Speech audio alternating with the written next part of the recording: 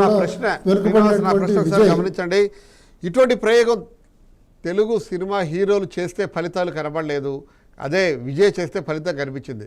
విజయ్కున్న చిత్తశుద్ధి ఏంటి? విజయ్కి అంది వచ్చిన అంశాలు ఏంటి? ఒకటి, విజయ్ వైవాహిక జీవితానికి సంబంధించి కూడా చాలా పెద్ద చర్చ జరిగింది తమిళనాడులో.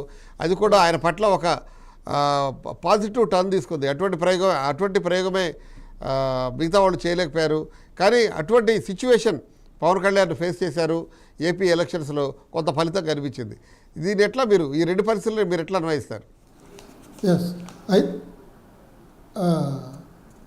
విజయ్కి తలెత్తినటువంటి వైవాహిక జీవిత సమస్య అది పెద్దగా అక్కడ ఎవరు పట్టించుకున్నారా లేదా అనే దానికంటే విజయ్ ఏంటంటే ఏం జరిగినా కానీ లోకల్గా తన కార్యకర్తలకి అభిమానులకి మాత్రం ఓపెన్గా అన్ని విషయాలు చెప్పుకుంటూ వచ్చాడు.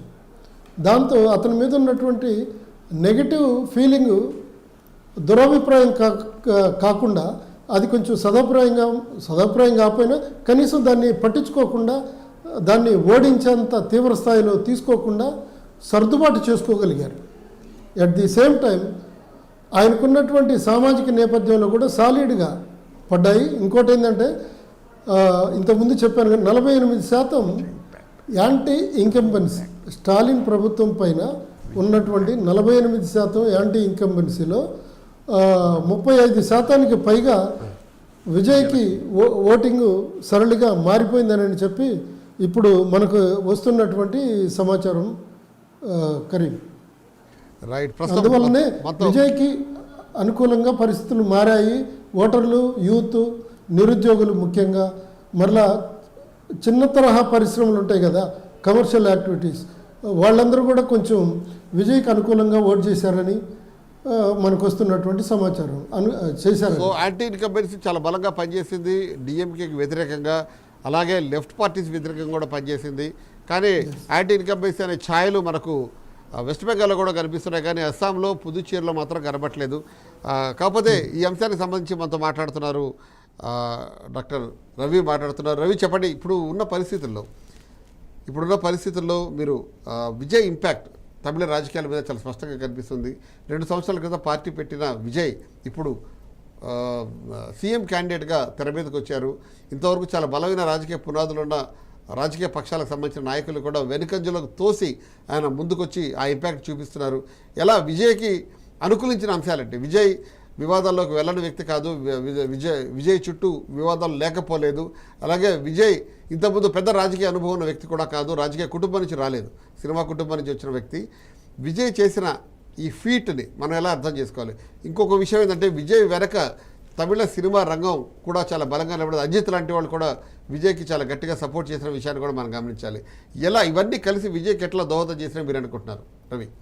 2-3 విషయాలు నా దృష్టిలో విజయ్కి సంబంధించినంత వరకు చాలా బలంగా పనిచేసాయి అనుకుంటున్నాను. ఒకటి, షార్ట్ టర్మ్ విజయ్ మీద చాలా డెలిబరేట్గా గవర్నమెంట్ ఆఫ్ ఇండియా తరపు నుంచి, బీజేపీ వైపు నుంచి ఏదైతే ఒక స్థాయిలో దాడి చేయడానికి ప్రయత్నం చేశారో ఆ దాడి చాలా విపరీతమైనటువంటి ప్రాముఖ్యతని మొత్తం రాష్ట్ర వ్యాప్తంగా విజయ్కి సపోర్టర్స్ని పెంపొందించే ఒక దశలో ఉపయోగపడ్డారని చెప్పి నేను బలంగా అనుకుంటున్నాను. చాలా ముఖ్యంగా రెండవది, తమిళనాడుకు సంబంధించినంత వరకు తమిళనాడు సామాజిక ఆర్కిటెక్చర్ ఏదైతే ఉందో ఈ అంశాలని మనం ఎప్పుడూ కూడా ఇగ్నోర్ చేయకూడదు.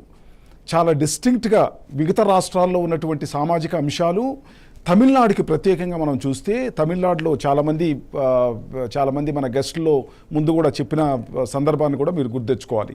తమిళనాడు చాలా విశిష్టమైనటువంటి రాష్ట్రం. యాంటీ హిందీ, యాంటీ బ్రాహ్మిన్ అనే భారీ మూమెంట్స్కి నాంది తీసుకున్నది కూడా తమిళనాడు రాష్ట్రంలోనే. ఈ విషయాలు నేను ఎందుకు ప్రత్యేకంగా చెప్తున్నాను అని అంటే, విజయ్ని కూడా ఒక పెద్ద స్టార్గా చూసుకుంటూనే అక్కడ ఉన్నటువంటి ప్రజలు ఆయన ఒక యువనేతగా చూసుకుంటూనే, చాలా ముఖ్యంగా ఆయన్ని ఒక ఫారినర్గా చూడలేదు. అంటే తమ మనిషిగా వాళ్ళు యాక్సెప్ట్ చేయడానికి చాలా ముఖ్యంగా నాకు తెలిసి ఆయన ఒక మైనారిటీ వర్గానికి సంబంధించిన వాడు. దళితుల్ని ఆకర్షించగలిగాడు, దళిత క్రిస్టియన్స్ని ఆకర్షించగలిగాడు. ద్రవిడియన్ మూమెంట్కి సంబంధించిన ఎంతో కొద్దో గొప్ప సపోర్టు ఆయన కూడా లాక్కోగలిగాడు. ఎందుకనంటే ఆయన యాంటీ ద్రవిడ్ అన్న విషయాన్ని ఎప్పుడూ చెప్పలేదు. ఇన్ఫ్యాక్ట్ నేను ద్రవిడ్ మూమెంట్కి సంబంధించిన చాలా అంశాలని నేను మానసికంగా చాలా దగ్గరగా ఉన్నానన్న విషయాన్ని ఆయన 17 మేజర్ మీటింగ్స్లో చాలా ముఖ్యంగా వారికి సంబంధించిన విషయాల్ని చాలా బలంగా ప్రజల ముందుకు తీసుకెళ్లడానికి ప్రయత్నం చేశాడు. సో ఈ 2 అంశాలు, ఒకటి షార్ట్ టర్మ్ అంటే బీజేపీకి తెలుసో తెలియకో చేసినటువంటి దగ్గరికి తీసుకోవాలనుకొని ఆకర్షించుకోవాలనుకొని తన సినిమాకి సంబంధించిన అడ్డంకులన్నీ కూడా చాలా పాజిటివ్గా విజయ్కి పనిచేశాయి షార్ట్ టర్మ్లో. రెండవది సామాజిక అంశాలు కూడా చాలా బలంగా విజయ్కి పనిచేశాయని నేను గట్టిగా నమ్ముతున్నాను. సో సామాజిక అంశాలు, సినిమా గ్లామర్, అలాగే సినిమా ఇండస్ట్రీలో కూడా విజయ్ వివాద రహితుడు కావడం కూడా ఒక ఉదాహరణ కావచ్చు. ఎన్ని రకాలైన విమర్శలు ఆయనపై వచ్చినా సరే విజయ్ దూసుకుపోతున్నారు. కాకపోతే పశ్చిమ బెంగాల్లో పరిస్థితులు వేరేగా ఉన్నాయి. పశ్చిమ బెంగాల్లో శాంతి భద్రతల సమస్య చాలా బలంగా ఈరోజు ఈ ఎలక్షన్స్లో చేసింది. అలాగే సెంట్రల్ గవర్నమెంట్లో ఉన్న భారతీయ జనతా పార్టీ కూడా పూర్తిగా కాన్సన్ట్రేట్ చేసి, మిగతా విషయాలు పక్కన పెట్టి పూర్తిగా కాన్సన్ట్రేట్ చేసి అక్కడ దీది ఓటమికి పథకాలను రచించినట్టుగా మనకు కనిపిస్తుంది. దీన్ని ఎట్లా అర్థం చేసుకోవాలి? ఎక్కడ ప్రజలు యాంటీ ఇన్కంబెన్సీకి తలవగ్గారు, అక్కడ కూడా యాంటీ ఇన్కంబెన్సీకి తలవగ్గారు. అంటే వాళ్ళు చేసిన తప్పులు కావచ్చు, పాపాలు కావచ్చు, లేదా వాళ్ళు చేయలేకపోయిన ప్రజల ఎక్స్పెక్టేషన్స్ కావచ్చు, ఇక్కడ ఓటు రూపంలో వాళ్ళని ఓడించడానికి దోహదం చేశాయి. ఇప్పుడు ఎలక్షన్స్ తర్వాత ఓడిపోయిన వాళ్ళు రకరకాల కారణాలు చెప్తారు. ఆ కారణాల వెనక వాళ్ళు అనేక సాక్ష్యాలు కూడా క్రియేట్ చేస్తారు, అది వేరే విషయం. But winnowing is winnowing. ఈ పరిస్థితిని మీరు ఎట్లా అర్థం చేసుకుంటారు? వెస్ట్ బెంగాల్ రిజల్ట్స్ మీద మీ అభిప్రాయం ఏంటి? అన్ని పాత ఎన్నికలకు సంబంధించి ఒకసారి మనం వెనక్కి తిరిగి చూసుకుంటే కొద్దో గొప్ప కాంగ్రెస్ కానివ్వండి, ఇతర లెఫ్ట్ వర్గాలు ఏవైతే ఉన్నాయో సిపిఎం లెడ్ మూవ్మెంట్స్ చాలా బలంగా బెంగాల్లో, కేరళ లాగానే బలంగా బెంగాల్లో కూడా మనం గమనించవచ్చు. అన్ని పాత ముందు జరిగినటువంటి ఎన్నికలకు ఈ ప్రత్యేకంగా జరిగినటువంటి ఈ ఎన్నికలకు 2 ముఖ్యమైనటువంటి డిఫరెన్సెస్ నేను గమనిస్తున్నాను. ఒకటి చాలా ఇంపార్టెంట్గా మీరు గమనించాల్సింది, గవర్నమెంట్ ఆఫ్ ఇండియాలో బీజేపీ భారీ వ్యవస్థను టీఎంసీని ఢీకొనడానికి అన్ని వ్యవస్థలను రాష్ట్రానికి తీసుకొని వచ్చింది. అంటే దగ్గర 79,000 మంది ఆయుధాలు ధరించినటువంటి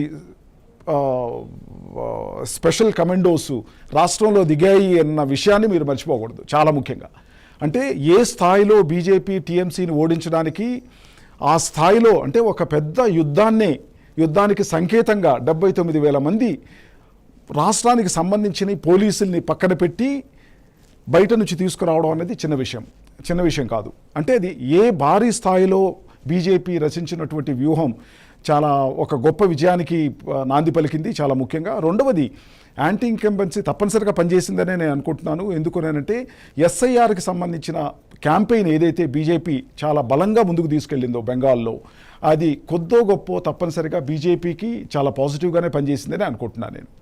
సో ఈ విషయాన్ని ఎప్పుడైతే మమతా బెనర్జీ టీఎంసీ పార్టీ వర్గాలు ఎప్పుడైతే గ్రామీణ నేపథ్యంలో ఉన్నటువంటి విషయాల్ని కొద్దిగా ఇగ్నోర్ చేసి చాలా ఎక్కువగా బీజేపీ మీద దృష్టి పెట్టడం వల్ల, అంటే గత 3 నుంచి 4 సంవత్సరాలుగా మీరు గమనిస్తే ప్రభుత్వాన్ని ఎస్టాబ్లిష్ చేసింది ఏర్పడడానికి చాలా ముఖ్యమైనటువంటి కారణం చాలా మంచి గవర్నెన్స్ అందించడానికి. కానీ ఈ విషయాల్ని కొద్దిగా పక్కన పెట్టి బీజేపీతో పోటీ పడ్డానికి మాత్రమే నేను ఉన్నాను అనే ఒక సంకేతం ఏదైతే ప్రజలకు పంపించిందో, నాకు తెలిసి అది కొద్దిగా జనాలు కొంత